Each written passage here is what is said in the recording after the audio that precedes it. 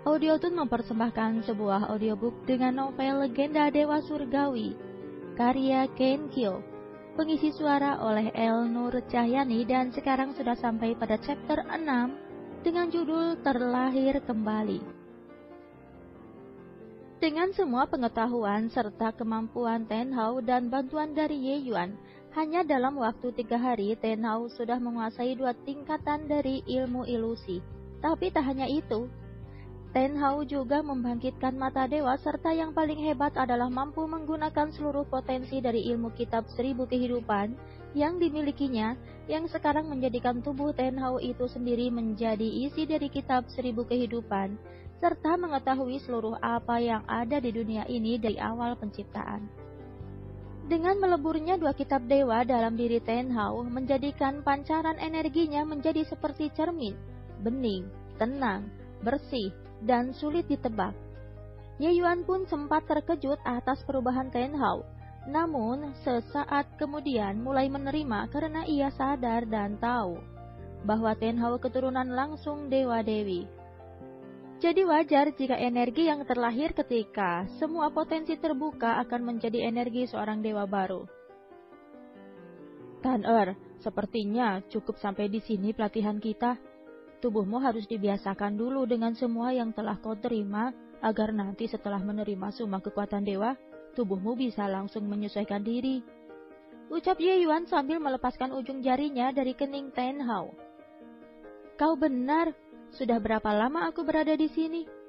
Seperti cukup lama. Terasa seperti badanku menjadi kaku di luar sana. Balas Ten Hao sambil berposisi meregangkan tubuhnya.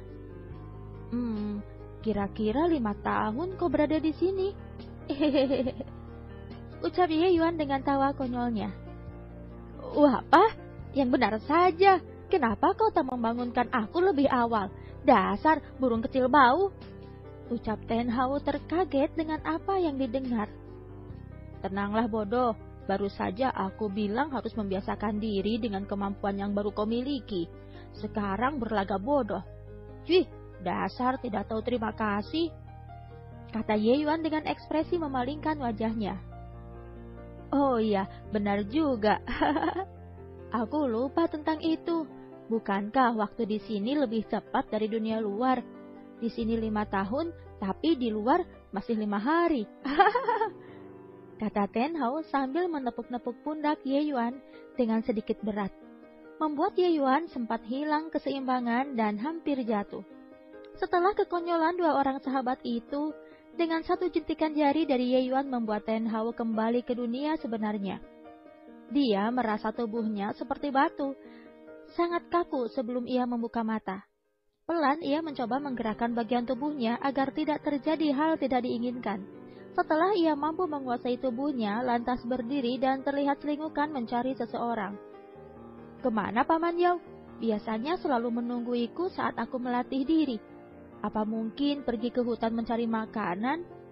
Iya benar, masih pagi begini, apalagi yang Paman lakukan jika tidak berburu? Ucap Ten Hao dengan membersihkan tempat biasa untuk memasak dan menyantap makanan. Ten Hao tidak mengetahui jika Paman Yao telah kembali ke surga sebab waktunya sudah habis untuk menetap di dunia ini. Tubuh fisik yang digunakan sudah tidak mampu lagi bertahan lebih lama. Sebelum Yao Liu meninggalkan Ten Hao, ia telah menyiapkan semua kebutuhan di dalam kamarnya, serta menyiapkan beberapa barang yang nanti akan digunakan Ten Hao berkelana. Seperti koin emas serta perak, 2 buah senjata berupa pedang, berbagai macam jubah, serta baju-baju dan sumber daya pendukung lainnya, begitu pula sebuah kitab yang berbentuk anyaman bambu kecil. Dari semua itu terdapat sebuah catatan yang menjelaskan tentang kebutuhan itu, serta alasan Paman Yao tidak sempat berpamitan. Dengan wajah bosan, Ten Hao menunggui pamannya di ruang makan kecil sambil memutar-mutarkan sebuah gelas bambu. Sudah setengah hari Paman belum juga muncul. Sebenarnya kemana? Kalau lebih lama lagi aku bisa mati kelaparan.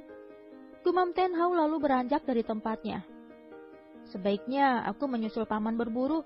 Aku sudah tidak tahan kelaparan begini.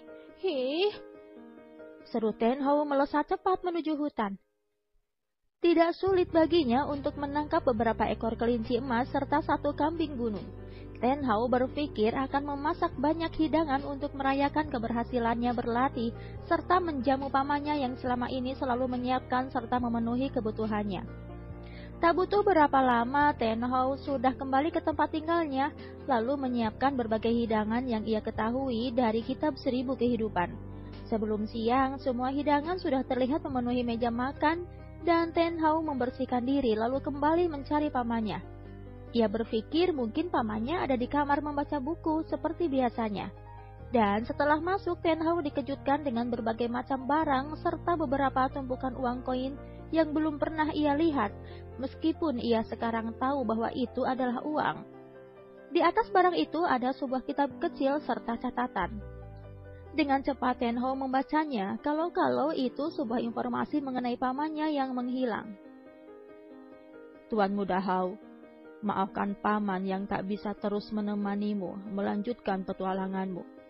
Paman akan menunggumu di sini. Setelah dirimu menuju puncak, akan tahu di mana bertemu paman juga bertemu orang tuamu. Tenanglah, tak perlu mengkhawatirkan paman. Justru pamanlah yang mengkhawatirkanmu, sebab sifatmu yang lebih banyak dia memikirkan hal tak jelas. Mulai sekarang, berpikirlah ke depan, lakukan tugasmu. Dan, oh ya, paman sudah menyiapkan berbagai keperluanmu. Beberapa uang untuk biaya petualanganmu di dunia luar. Ingat, jangan boros. Juga beberapa pakaian, meski memang kualitas rendah, tapi cukup menghangatkan badanmu. Yang terpenting adalah kedua senjata milikmu sudah paman siapkan. Ingatlah, jangan sembarang memakai kedua pusaka itu jika tak dalam posisi sulit. Pertama adalah pedang Dewa Hampa. Pusaka ini berhubungan dengan ilmu ilusimu. Gunakan hanya jika dirimu dalam kondisi hidup mati. Kedua adalah pedang Dewa Surgawi. Pusaka ini terkuat kedua setelah pedang Dewa Hampa. Keduanya mempunyai kekuatan masing-masing. Kau akan tahu setelah menggunakannya. Sebenarnya masih ada senjata dewa lainnya, yaitu cakram naga abadi, tombak naga api, cirah naga suci, giok dewi, bulan, dan belati naga kembar. Mereka semua tersebar ke seluruh dataran benua ini dan mempunyai pemilik masing-masing. Selain tugas utamamu, tugas lainnya adalah menyatukan kembali 7 pusaka dewa itu. Saat sudah dunia hampir-hampir hancur, kau akan tahu kegunaannya.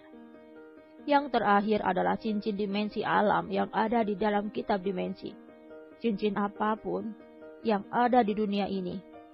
Tapi ingat, keserakahan akan membuat iblis hati bangkit dan menguasai tubuh.